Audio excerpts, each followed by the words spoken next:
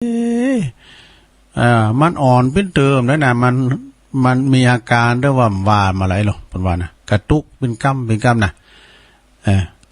ก็พวกก็มีทำเจ้าเนอะเจ้าวันเสาร์เนาะพวกนี้เจ้าไหวพระหับศีลโยงเข่าบาทโยงเข่าบาทโยงเข่าพระเจ้าแล้วก็จะได้ไหวพระหับศีลนะแม่เนาะตามสัตตายว่าวันเสาร์ในเฮายกบ้านปิ้นวัดเปิดเอาอกเอาใจเนาะกับคุณเฒ่าที่เปิ้นไปวัดไปว่าบ้านลูกกันเนี่ยนะตัวมันมีกระใจนะเนอเนี่ยเตียวไปละอ่อนเขาก็มือไปก็ไปตุ๊บไปตาวก็แต่นี้เอาอันสังขารไว้ก่อนเนาะเอาสุขภาพไว้ก่อนอยู่บ้านท่านเอาเลยอยู่ไหนก็วัดอยู่ที่จิตที่ใจเนาะแล้วก็เป็นกำลังใจให้ทุกท่านทุกคนโตยบางคนนี่เปิ้นไปวัดไปว่าได้เป็นจันหลายปีใจนี่ตึกก่อนนี่เป็นนอนวัดนั่นได้เป็น30 ปีพุ่นน่ะตัวอีก็มีนะซะนะแต่มันเดินเหินไปในบ้านใดแล้วลูกหลานบ่หือไปมันก็เป็นอย่างสัจธรรมเนาะมันก็นี่เฮานี่ว่าเปิ้นโอ้ยคุณเฒ่าเยอะอย่างซูมเฒ่าสักเตอก็ไอ้นะเฒ่ามาก็หูซึกตัวนี่หูมีหูมอมาได้ หูมีหูมอมาเจ็บโหเข่าแข้งขาก้านี่ลุกก็โอยนั่งก็โอยนะมันถึงหูมาประสบพบเจอเหมือนกันหมดสดาญาติโยมทั้งหลายเนาะนั่นก็จะไปประมาทในสังขารเนอะสังขารของคุณเฮาเงินคำเกี่ยวก็เหมือนกันหิหามาได้ก็เก็บไว้พองคุณตุกไล่เขียนใจเปิ่นตุกเลยเฮาเนี่ยก็มีซัมเตอร์สตั้งลอยเนี่ยนะสะท่าเนาะสตั้งลอยเนี่ยนะของแต่ละคุณนี่มันบัดเตากันนะบัดเตากันแต่เลยนะสตั้งลอยนะ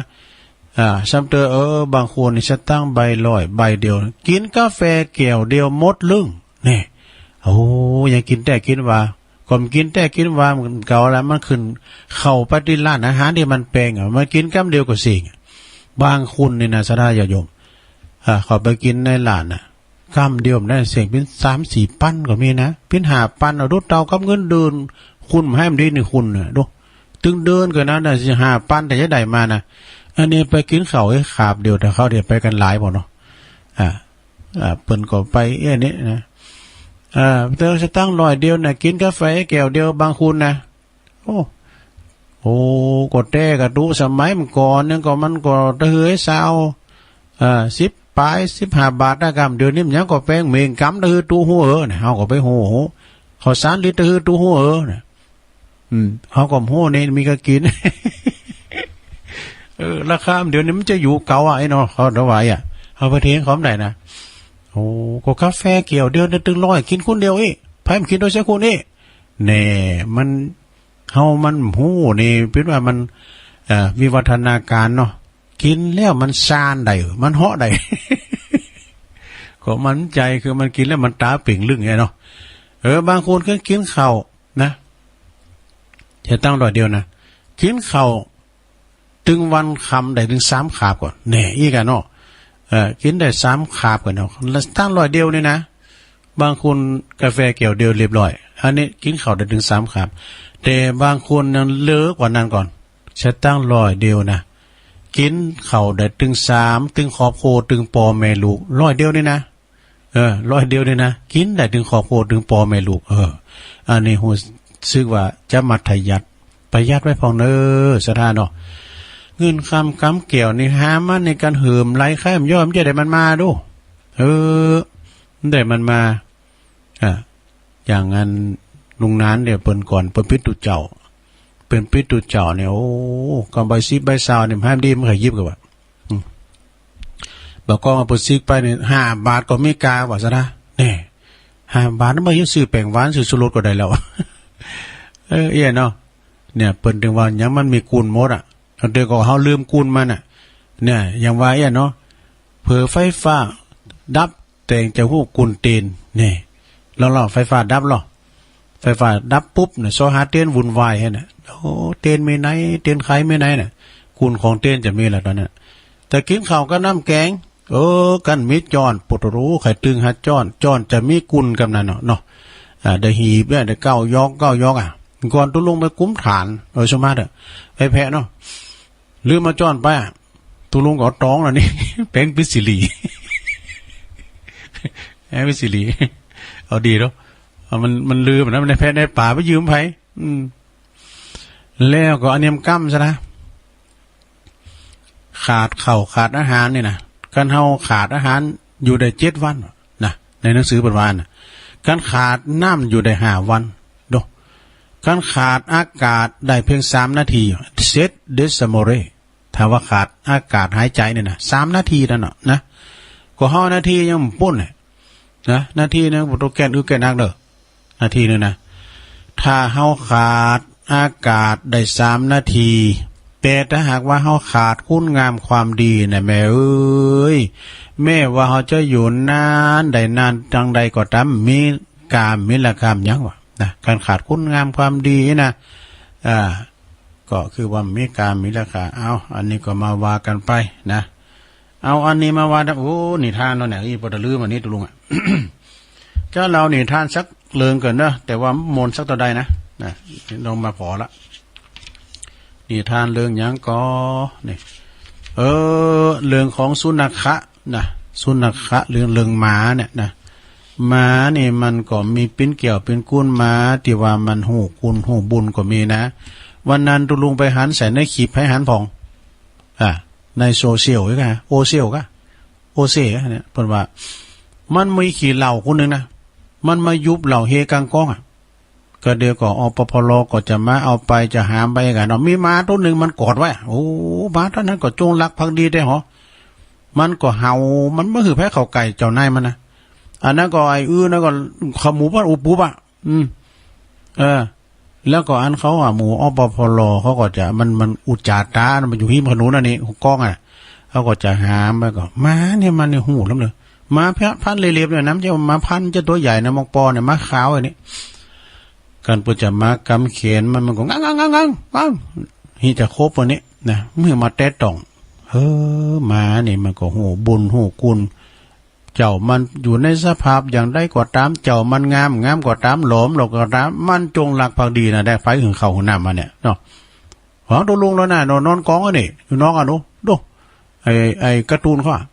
เนี่ยสนะเราในทางกันมันมีม้าบ่านกับม้าวัดมาใจม้าบ่านกับม้าป่านะม้าบ่านกับม้าป่าก่อมป้อมมนสัตว์ตัวใด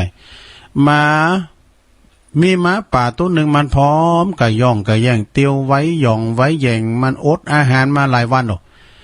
มันหิวโซเกือบที่จะตายอยู่แล้วเนาะบางมันก็เดินทางมาปบใส่ม้าบ่านนี่ตระกูลม้าเหมือนกันเนาะม้าบ่านกับม้าวัดนี่ก็ไม่เคยถูกกันเหมือนกันนะม้าวัดนี่มันไปแต่เมื่อก่อนในตุลุมไปกุมเขามันมาคบกันนี่แล้วก็ม้าบ่านนี่มันก็มาคบม้าอันวัดเป็นม้าวัดนี่มันยังมากล่าวด้วยฮะมันไปตัวเฮาซับตัวเฮาก็จะลุ่มกับมันกันม้าใหญ่มากเนาะม้าบ่านใหญ่มากนะมันมาวันแข่งวันขาวพี่ม้าวัดนะมันเป้มันเดี๋ยวเอาเขาจะเอากุนกับมันนะ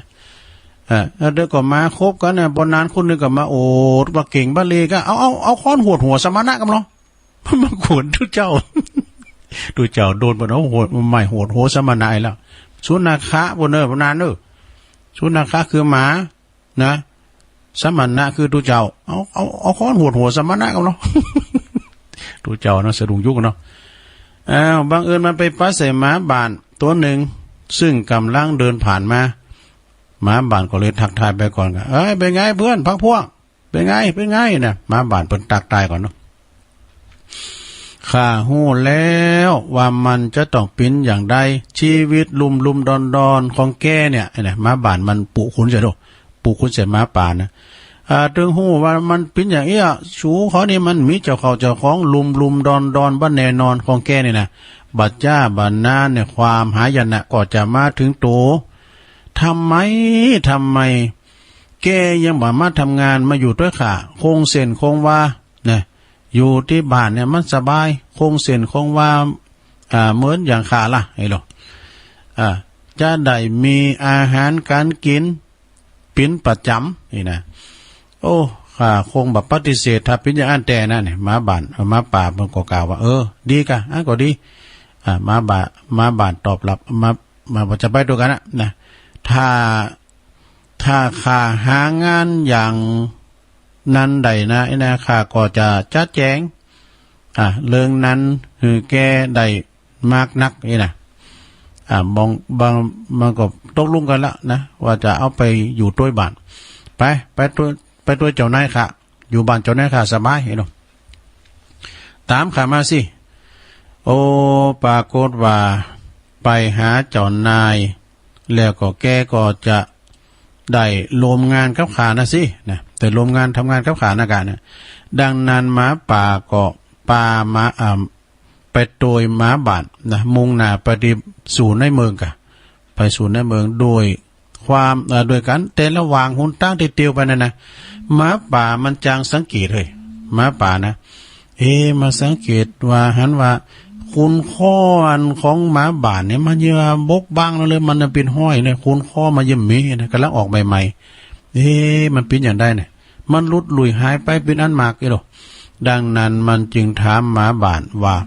สิ่งนั้นน่ะมันเกิดอย่างขึ้นมันเกิดขึ้นได้อย่างไรนะอันนี้ก็มีอย่างเพื่อนเอ้ยนะมีอย่างหลอกเพื่อนเอ้ยหมาบาดบอกอันนี้มันเป็นเพียงหอย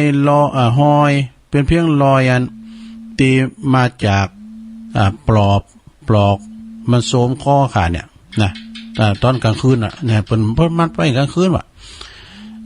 เปิดลามโซขาไว้มันก้องว่าได้ยินอย่างนั้นเนาะ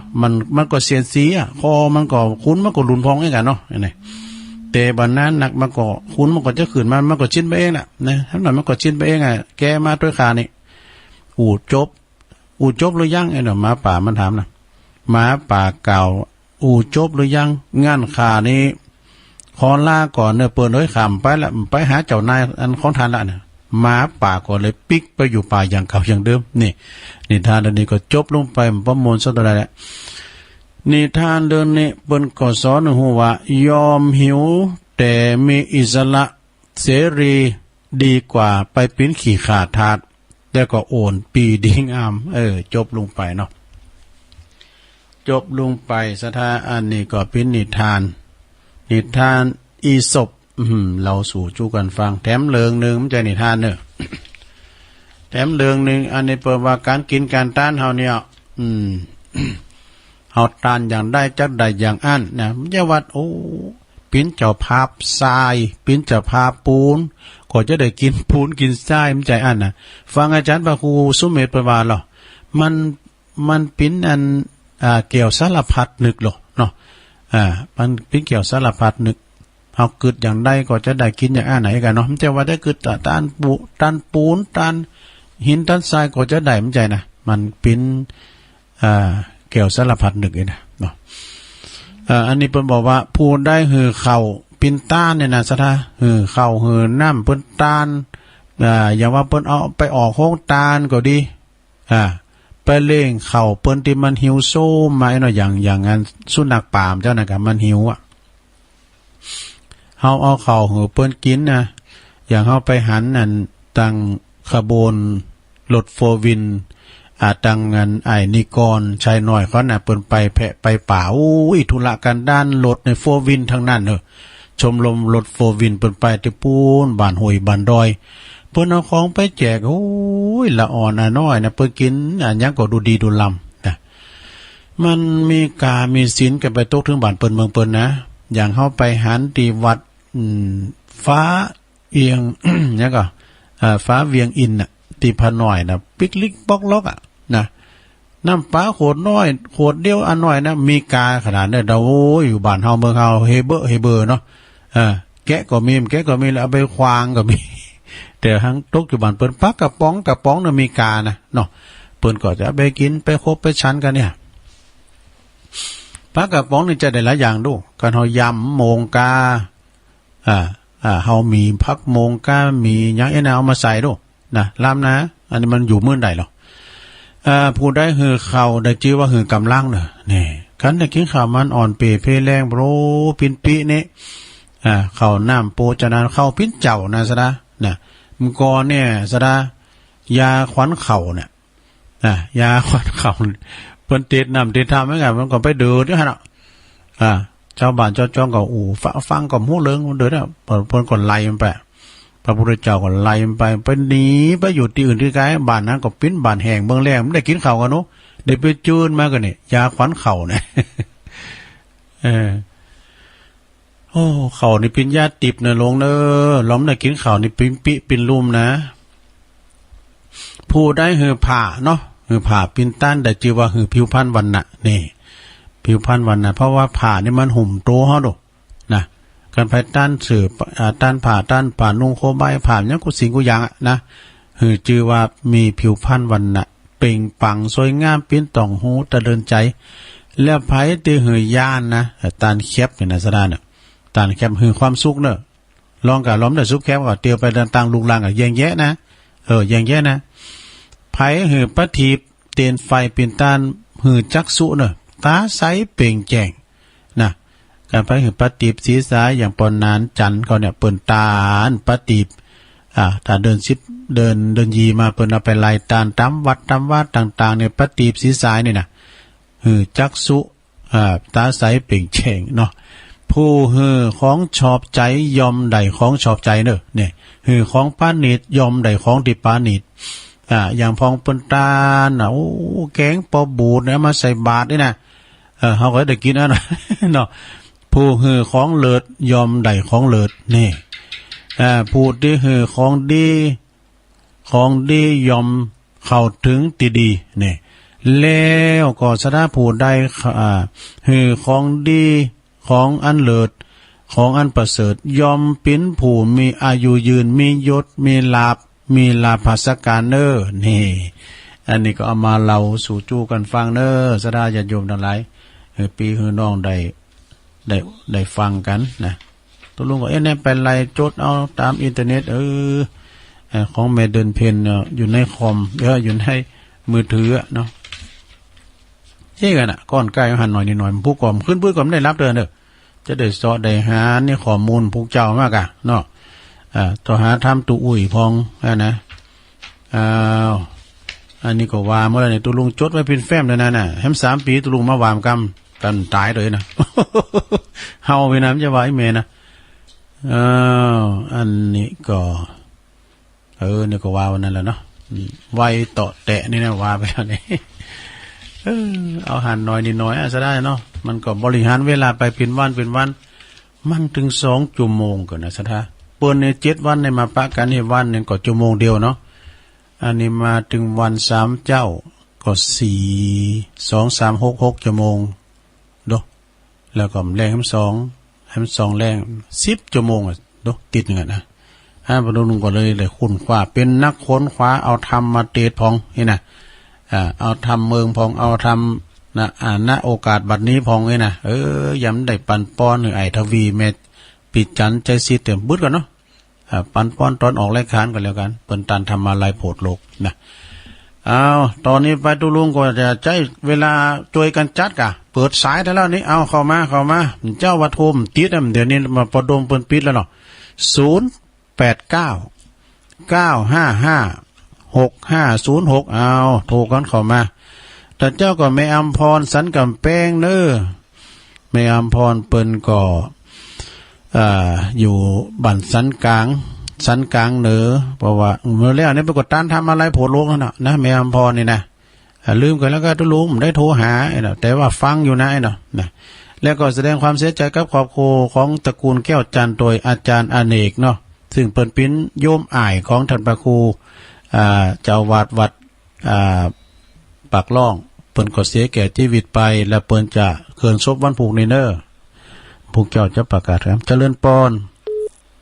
นมัสการเจ้าตะลงโยมพิสมัยเนาะเจ้าตะกี้นั่งฟังเปิดสายก็เป็นม่วนเนี่ยเราเข้าตะลงเจ้ากินข้าวกับแค่หมูโคก็จะแกนแกนอย่างแกนน้ำมันแกนน้ำมันเนาะกินข้าวแค่ข้าวหมูอย่างเดียวนี่เมียกับก็มันก็แต่มันกืนหมอมันก็ลาบแล้วนี่เนาะมันกืนหมอเลยกินเนี่ยไอ้เดียวเนี่ย เฮ็ดล้ำหล่อหนอนล้ำหลุดอ่ะไม่ได้อันเจ้านี่มันช็อตไปเนาะมันอินเทอร์เน็ตตุลุงมันเลยอ่อนไปละอาจารย์พระครูเพิ่นจัดให้พวกทำเจ้านึงพวกเจ้านี่ก็คงมีปัญหาเนาะพวกเจ้าวันเสาร์ทำเจ้านึงแก้ไขอ่ะแล้วทางสถานีแต่มีปัญหาเนี่ยตีตุลุงไปกันมันเน็ตมันอ่อนเจ้านี่ตีตุลุงต้องมีปัญหาแม่ตะปุ่นมีปัญหาแหละตีตุลุงเลยกะยินดีเนอะโยมพิสมัยดอนตันนี่ร่างใจเน้นรักตัวกำลังใจตุปีเน้นรักเขาเนอะนะพาเอารักเขาด้วยเนอะเนาะสาวนมัสการเจ้าสาธุโยมพิสมัยนะเจริญปอนครับผมเจริญปอนสวัสดีโยมพี่นันอยู่ไหนนะโยมพี่นันอยู่ไหนนะผมอยู่ที่ฝังอยู่เมืองฝังอันอยู่บ้านใดฝังบันดอนนะบันดอนนี่ลุงนั้นแล้วลุงนั้นยังเจอไงคุณทิพย์ชื่อยังชื่อพอยังบันดอนเนาะครับครับบันดอนตุนมือสมบูรณ์ตุนมือสมบูรณ์สันตุนมือเนาะเคยว่าเคยว่าโอ้ก็ไพ่ก็เป็นน้องมือจะลายเนาะเจ้าเป็นน้องก็โทรมาน่ะอันแม่พันเขาน่ะเปิ้นอยู่ที่บ้านปอซีมาเนาะปอซีมานี่เปิ้นก็อายุก็78 ปีก่อนเพิ่นใส่เขียวโรปอซีมานะรักใจเหรอรักใจเหรอแม่นปอซีมารักใจโอ้ยเกี่ยวแล้วแล้วเจ้าผมไปตรงแล้วพารักกันเลยย่องเป็นย่องกะเป็นย่องแม่พันเขาหมดนั้นน่ะพอเล่งนั้นลงก็น่ะเป็นย่องบ่กะลงแล้วย่องอันนี้จื้อหยังเนี่ยเป็นอันพี่ไอ้เฮาเนี่ยพอผมว่าเสียงซ้ำล่ะพอคำไหมเนาะพอคำพอเล่งคำครับบันดอนนะบันดอนตะมุสันต้นมือดอนใหม่เนาะดอนใหม่ครับดอนใหม่เดี๋ยวจะบนชั้นมือฟังไปถึงวันเริ่มพูกทำเจ้านั่นเนอะอันบอกคำครับขอบคุณเนอะครับคุณยองเหมือนกันสาธุพอคำบันดอนใหม่เจริญปอนครับเจริญพรครับสวัสดีครับอยู่ตั้งใดอยู่บันเดนประการนี่โอ้พี่นันเนี่ยนี่นันเนี่ยคือพิชาร้านเฟอร์นิเจอร์นี่ทางลุงตะวันอู่ยองคนละปูนกันนะพิชาเฟอร์นิเจอร์ครับคนละปูนฟังลุงตะวันดีกะดีกะยองถึงลากันมันลากันแหละโตบ้านใจอยู่ละปูนมาขายเฟอร์นิเจอร์อยู่ใช้ประกันไปขายโคอยู่ปุ่นเนาะครับครับไหวใจนะลุงเนอะขอบคุณหลายๆเนอะครับโอ้อันนี้ปรีชาเฟอร์นิเจอร์เนี่ยเปิดไปขายโคอยู่ปุ่นชัยปราการเจริญปอนแล้วไวสาเปิดคนยองคนดอยไวสาคนดอยสักเกตชัยปราการชัยปราการนี่ดอยสักเกตปรีชาเฟอร์นิเจอร์ตะกี้อันพูดถึงอันนี้ปลุงสีมาทุกอันลุงให้บอกไปโดยที่87กับลุงเนี่ยพี่กะสีมาพี่อันนี้คุณละสีมาอันนั้นปลุงสีมาแต่อันนี้สีมานี่เป็นพี่น้องผมเขามันจือเหมือนกันไหนหรอจือเหมือนกันนับสกุลคนอย่างเนาะก็มันนิดวันพวกนี้ก็เปิดจำหน้าใหม่เนาะเทศดีๆการเทศนั้นทำไว้เป็นเทศของอันหลวงพ่ออันหุ่นป่านเนาะหลวงพ่อวันปันนี้จะเนสาตุจะไปลบอย่างเจ้าเนอะมันลมแต่มันจะอันลงเขาเปลี่ยนใหม่ก็ต้องอย่างเก่าแล้วเนาะยังอินเทอร์เน็ตเนี่ยมันก็อย่างเดียวกันนะเดี๋ยวนี้ดีแล้วเหรอผมว่านั่นมันเอาใจงานมันนักแล้วมันเสื่อมเองก็มันรูปแบบกรรมนั่นก็จะเปลี่ยนเป็นโทมุบอันนั้นเดิน400แต่นะเดิน400อันนี้730กันน่ะก็เดียวก็เดินเนี่ย จะมันเกิดอันใจงานมันนักแล้วมันถ้าไปโคนมันหนีทุลุงแล้วโอ้สนใจมาด้วยมือเนี่ยมันเป็นของสถานีหรอเนี่ยนะประเทศใน3 ปีนะครับ3 เคกะ3 ปีว่า3 เคเนี่ยแล้วนั่นเนี่ยยกเลิกละให้มันไหว700เนี่ยก็เดี๋ยวก็เดิน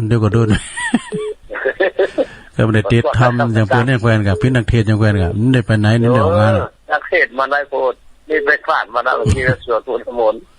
เปิดโรงเรียนกศนเขาตวนที่วัดประไพบ่อทองเรียนเก่า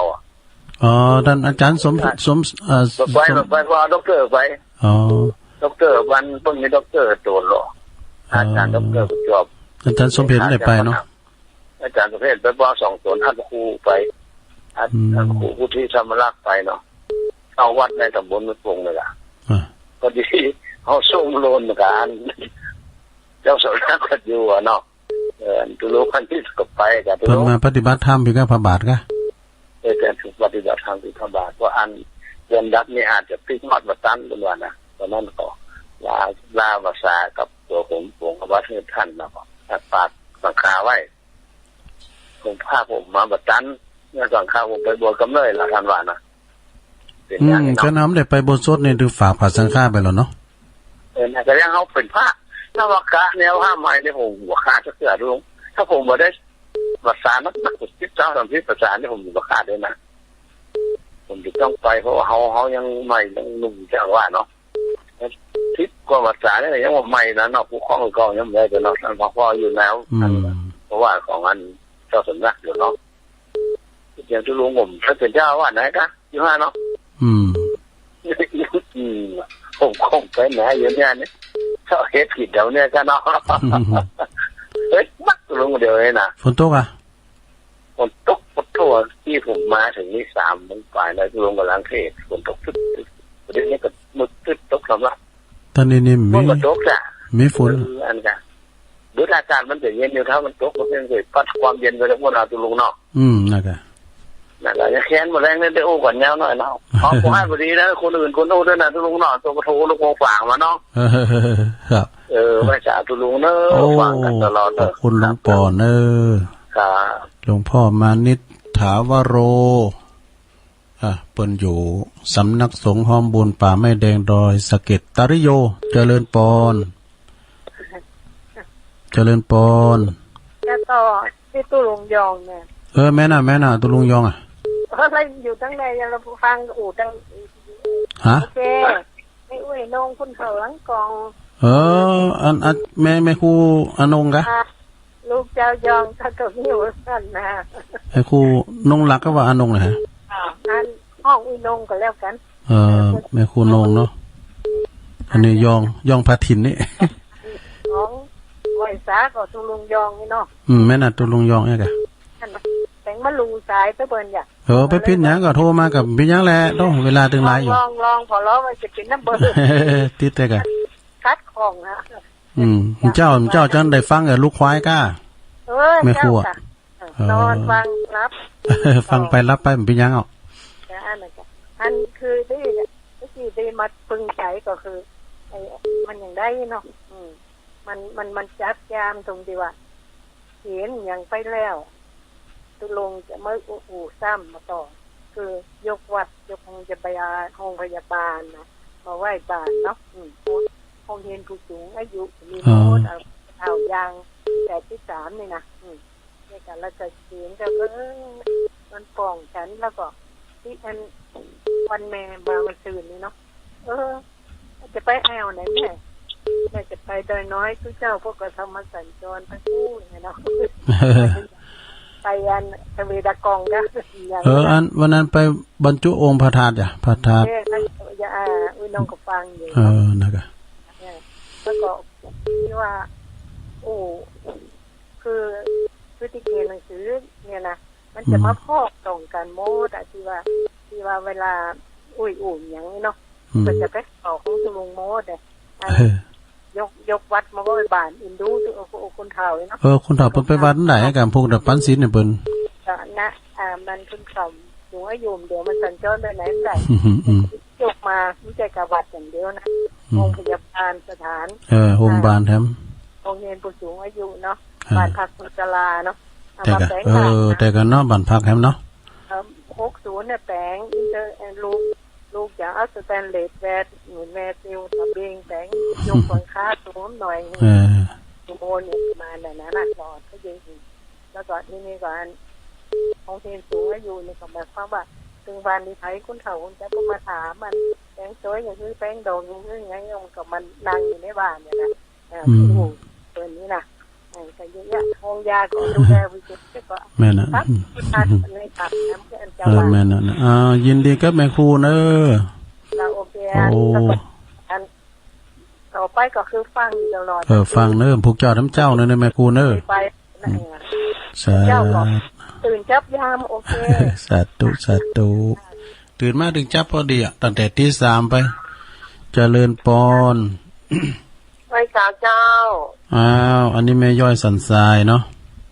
เจ้าแม่สมพัฒน์ว่าบัดนี้ลิงนะติดอยู่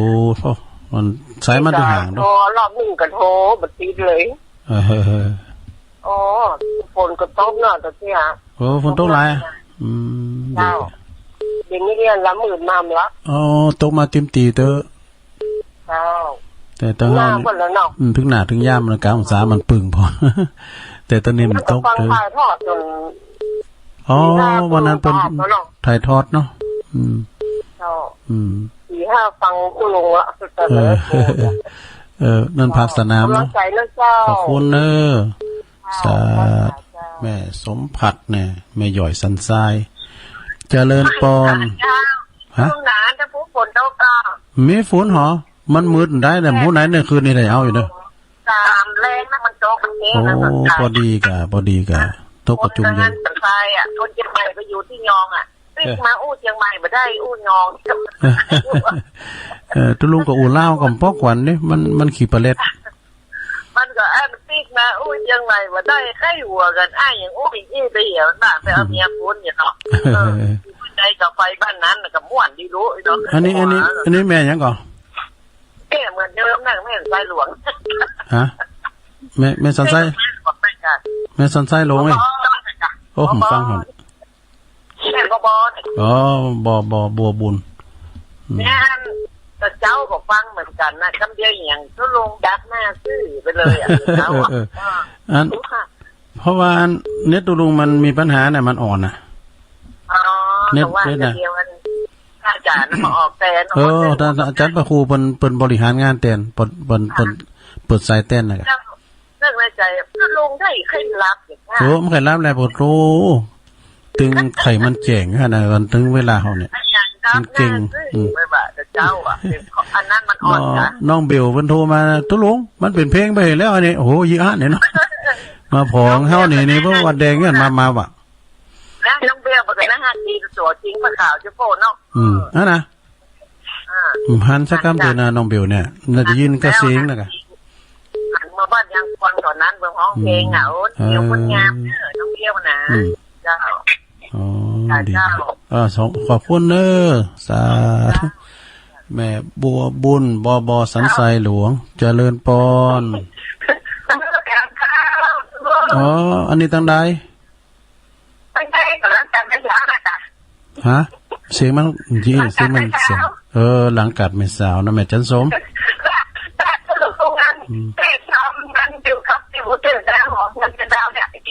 น่ะซื้อครัวไม่อายเพื่อซื้อครัวไม่อายนะเต้นอยู่เนาะเต้นอยู่ทำเต้นกับผู้กำเจ้าเนาะเดี๋ยวนี้ฝนตกบันจุ่มบันเย็นก็ด้านนั้น12มันนะผมต้องฝั่งนั้นขนาดมาหมดขึ้นไปอยู่หลังเพียบหมดทั้งหมดเขียนทั้งหมดเต็มแต่เดี๋ยวฝนพัดลงมาถึงยามฝนเนาะได้เจ้างานบุญคนงานถ้าฝนตกเนี่ยก็ยังมีคนมาแต่ก็โตอย่างว่าน่ะดอนจันทร์เป็นบุญแท้ๆตกแล้วในบทเสร็จงานแล้วเก็บอย่างแล้วในล่างเลยน้ำไหลน้ำนองฝนตกบุญแท้ๆเนาะยินดีเนอแม่จันสมหลังกาดแม่สาว สมตุยอันแม่จันฟ้องปงดอนตุลุงก็แยกเป็นอย่างแล้วเนอกระถินต่างๆเนาะแม่จันฟ้องปงดอนจันฟ้องละออเจริญปอนไว้ตาครับลูกอันนี้ปนันพันบ่ปนันพันครับปนันพันมาแล้วปอจานเฮาเด็กโอ้บ่อยเจ้าฝนตกไปยากอ่ะตกดีแต่โอ้ตกบ่เจ้าแล้วเป็นก็สูงไปแล้วโอ้ตกดีล่ำแต่ดีละมันจุ่มเย็นมันปึงพอกลางสาเนาะตกหนักแล้ววะเนี่ยโอ้คือผ่านตะวันมาแล้ววะเนี่ยตอนนี้มันกดแดดเป็นตื่นแล้วบดเป็นเติมเดี๋ยวนี้บดแล้วแรงมันในหัวไหนล่ะเด้อได้แต่แป้งของหล่อยกะโอ้บ่ดังน่ะอันก็ไม่อ่อนเนาะปนันพันขอบคุณปนันพันหลายๆเด้อที่โทรมานะโอ้ขนาดฝนตกปกติยังโทรมาอยู่ก็ดีแล้วเนาะมารายงานโตไอโฟนเนาะรู้เนี่ยหัวเรานอนวัดอ่ะไอโฟนปกติอยู่ไม่อ่อนเหมือนกันเนาะไอโฟนหูจักอันปนันพันเนี่ยอยู่บ้านไรอ่ะไอ้เนาะก็สลามามุงดินคอเนี่ยก็พูดลูกไม่อ่อนมาเนาะเจริญปอนฮัลโหลติดแล้วติดแล้วฮัลโหลติดแล้วจุลุงเจ้าแม่ล่ะได้ยินแล้วแม่อยู่ไหนอยู่บ้านอยู่แม่อายโอ้แม่อายอ่ะเจ้าแม่อำพรใช่กะใจร้ออันแม่หยังแม่ติ๊บอยู่บ้านห้องหาหลงตำบลแม่นาวางอ่ะโอ้แม่ติ๊บอยู่บ้านห้องหากับบ้านไอ้หงโยนเขานะกะแม่นแล้วอยู่ก็จะดีไอ้หงโยนอ่ะพี่อายเขาโดนน่ะห้องหาหลงเนาะเจ้าฟังเจ้าแล้วบ่แม่ติ๊บอ่ะใครฟังทำตู้ลุงนะก็เตี้ยไปแล้วล้อมเจ้าบ่มาไล่รถพ้นน่ะเอาไว้วันหน้าก็เขาได้ฟังนะปัญหาสามเงาน่ะโอ้อันนี้ต้องครูบาแก้วกะหลวงพ่อวัดพระบาทอุดมบนเตจอยู่เป็นประจำตันหาสามเงานะตัวลุงจะเสาะทำอื่นมาพอกันเนอะถ้าเลิกอะไรที่มันวางง่ายหน่อยนะตันหาสามเงาก็ลงกดลงด้านจัดอาจารย์วันน่ะอย่างน่ะวันนั้นเจ้าต่อหาดีกะวันพฤหัสวันศุกร์วันเสาร์พัดศุกร์เสาร์กี่โมงเจ้าก็ตอนเจ้าก็ตี 3นะแม่ตี 3 ถึง 5 โมงเนาะมื้อแรงก็ 3 โมงถึง 5 โมงเหมือนกันน่ะแรงนี่จะได้ยิน2แรงมื้อแรงก็มีถึง3วันน่ะเหรอแม่แรงนี่วันเสาร์มีเดิมพุกมีกำเจ้าจะมีวันพัดแรงวันพัดแรงวันศุกร์ดอกเจ้าเพราะว่าเมื่อเจ้ามันมีเวลาฟังนะคะโอ้อยู่ห้องหาเนาะเจ้าอยู่ใกล้ๆกับบ้านลุงยนต์นั่นเหรอดีกะห้องหาน้อยห้องหาโลตุลุงก็เคยไปนะกะก่อนนะตุปอกาไอ้ห้องโยนเนี่ยเป็นพิลูกตุปอกาหรอตุปอกาก่อนจะอยู่มงปอกโอ้ยวันนั้นไปตานเตียนเวงแหงนะเลพอเตียนวัดมงปอกโอ้วัดเป็นจัดงามแล้วเดิมเดี๋ยวนี้มันก่อนตุปอกาเป็นไปอยู่ปอกาตุลุงเคยไปนอนแล้วเปิ้นตายไปแล้วเปิ้นตายบ้านเนาะเปิ้นไปอยู่กับลูกก็ใช้บ้านลูกป้นก็ยิ้มบ้านลุงโยนน่ะจ้ะมันเช็คใจกันเหรอแม่นอ่ะก็เพิ่นก็โทรมาหาตูอันนี้อันไหนโยนนะเพิ่นอันโทรมาหลังไมค์โทรมาหลังไมค์อย่างพอเรียกนรงค์แล้วก็พอเรียกนรงค์ประกอบโทรมาหลังไมค์เจ้าแม่ก็สบายเด้อแม่ติ๊บเนาะเจ้าอ๋อขอบคุณแม่ติ๊บหลายๆเด้อห้องหาโลงนะเจ้าผูกโทรมาเด้อสาธุดีโทรมาพี่น้องกันคุณยองเหมือนกันคุณยองภาษายองถ้ายองมะอู่แล้วพระจะมะอู่เจริญปอนติดแล้วตั้งได้จ้านี่แม่สันห่างเหมือนเดิมเนอะโอ้พี่น้องสันห่างโอ้สันห่างก็ไม่อายเนาะเจ้าไม่อายเจ้าตำบลบ้านหลวงอำเภอไม่อายต่อบ้านหลวงนี่เพิ่นก็ฟังกันอยู่เนาะ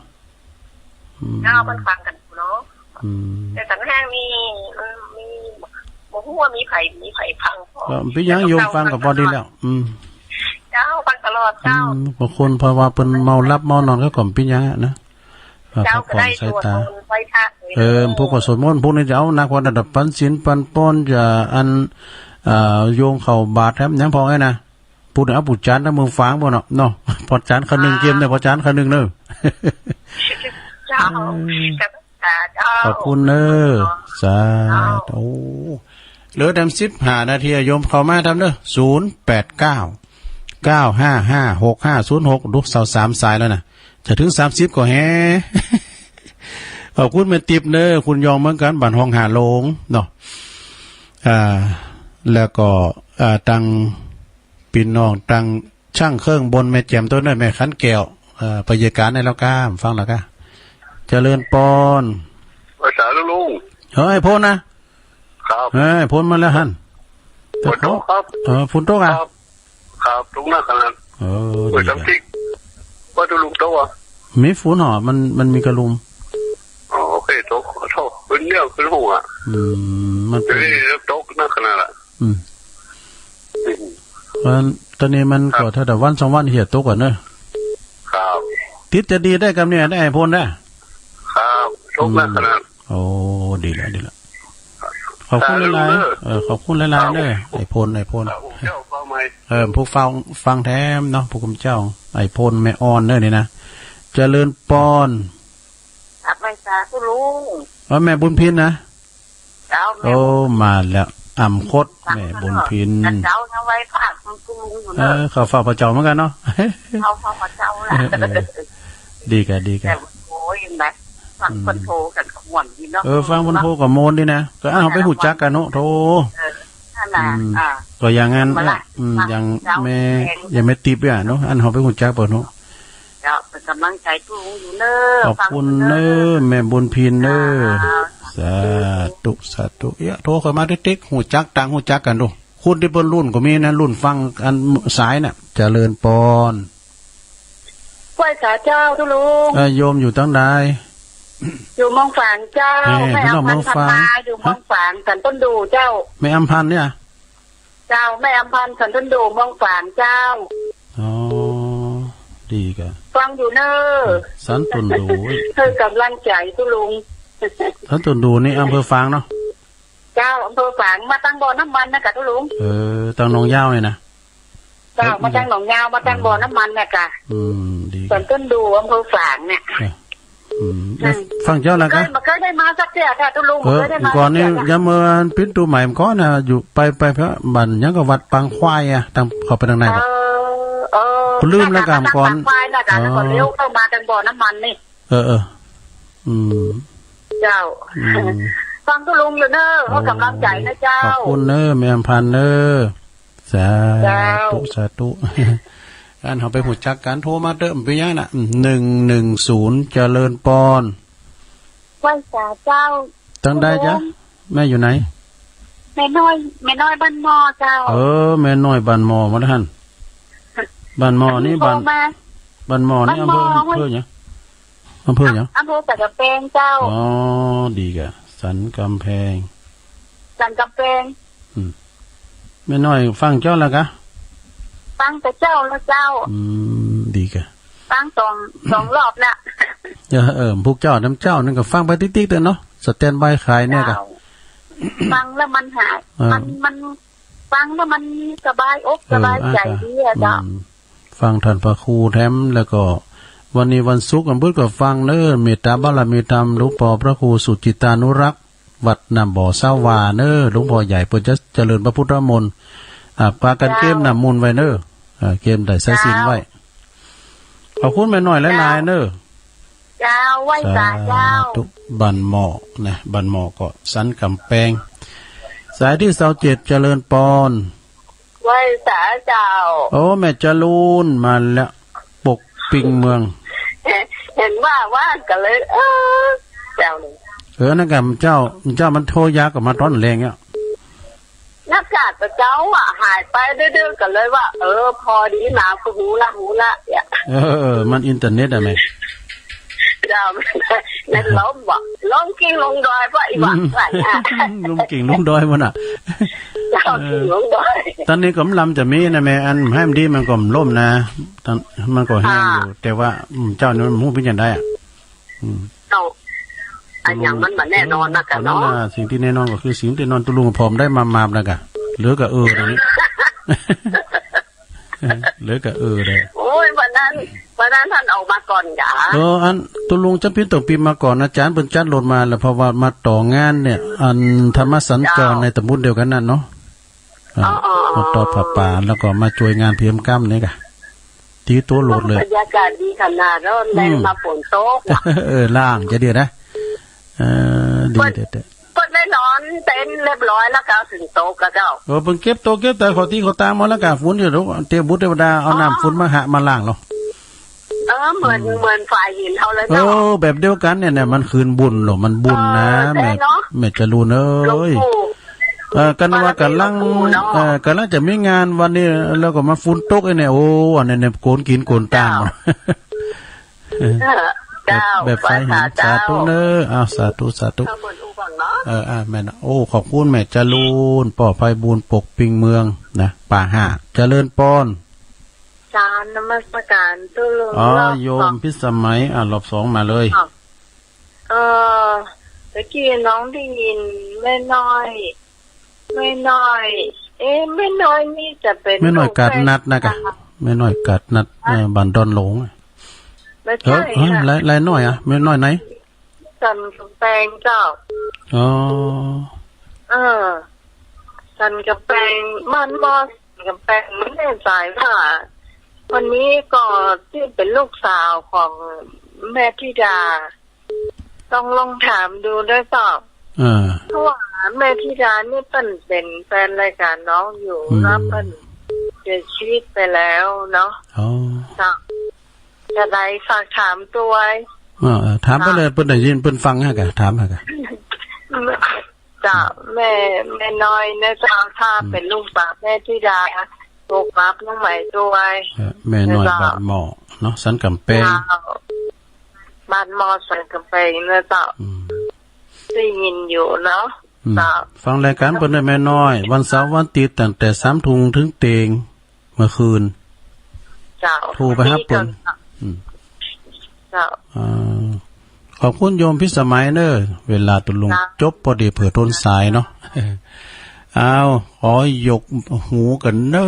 ศรัทธาญาติโยมผู้วันนี้เกินขาดเด้อแต่28เอา30แต่กันตุลุงอู่ยาว